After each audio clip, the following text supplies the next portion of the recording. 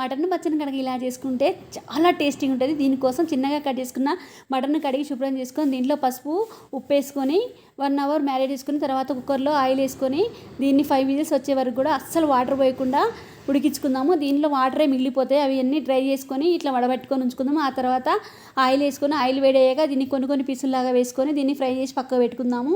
ఎన్ని ఆయిల్ వస్తే అన్ని ఆయిల్ ఇవన్నీ కూడా ఫ్రై చేసి పక్క పెట్టుకుందాం. ఇలా అన్నీ ఫ్రై చేసి పక్క పెట్టుకున్న తర్వాత దీనిలో మసాలా కోసం ధనియాలు, దాల్చిన చెక్క, లవంగాలు, యాలకులు వేసి కొంచెం వేడి చేసుకుందాం. ఆ తర్వాత దీంట్లో మెంతులు, జీలకర్ర కూడా వేసి ఎంచుదాం. ఇవి ఏంచి చల్లగన్నాక మిక్సీ పట్టి పౌడర్ తయారు చేసుకొని పక్కకు పెట్టుకుందాము. ఆ తర్వాత ఒక ప్యాన్ పెట్టుకొని వేడి చేసుకొని పల్లి ఆయిల్ వేసుకుందామండి అన్నిటికి కూడా. ఇది వేడయ్యాక దీంట్లో ఆవాలు, జీలకర్ర వేద్దాము.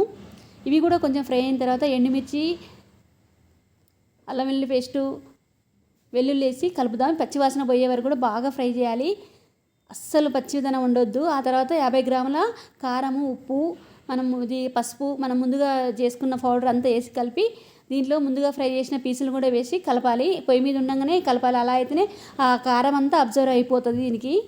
ఇలా మంచిగా ఈవెన్గా కలుపుకొని పెట్టుకోవాలి. ఆ తర్వాత దీన్ని పక్కకు తీసుకొని చల్లార్చుకున్నాక నిమ్మరసం పిండుకొని పెట్టుకోవాలి. గుమగుమలాడే మటన్ పచ్చడి రెడీ. వెరీ టేస్టీ పచ్చడి అండి.